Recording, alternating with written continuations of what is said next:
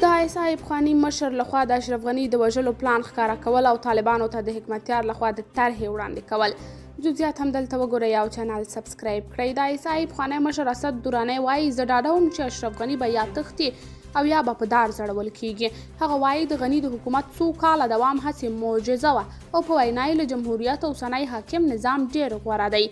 اسد درانی وایي د طالبانو حکومت د اشرف غني تر حکومت 100 چنده غوره دی. بلخوا حمدالله محب ویلي موږ جګړه بایللې وه، د ښاغلي غني پاتې کېدل له سترې فاجعې رامنځته کولو پرته بل څه نه و او په وینا یې د ډېرو سرونه به اوس خلاص شوي وي. حکمتیار وایي د افغانستان د نجات او د جګړې د پای ته رسیدو لپاره طرحه جوړه کړې. د حزب اسلامي مشر ګلبدین حکمتیار په خپلو تازه څرګندونو کې ویلي حزب اسلامي د افغانستان د نجات او د جګړې د پای ته رسیدو لپاره طرحه جوړه کړې او د هېواد په مسایلو کې ټولو دخیلو خواو ته یې سپارلې ده. حکمتیار وایي چې دغه طرحه 7 مادې لري چې لومړی یې د ټولو معاصرو خواو د باصلاحیته استازو ترمنځ غونډې او د سلا مشورو ترسره کول دي.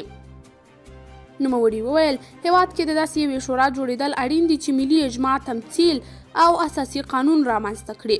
حکمتیار ټینګار کړی چې هیڅ یو شخص یوه ډله او یو حکومت نشي کولی په یوازې توګه اساسي قانون جوړ کړي. د ویل اوسنی سرپرست حکومت باید واک د اساسي قانون له مخې یو قانوني حکومت ته وسپاري.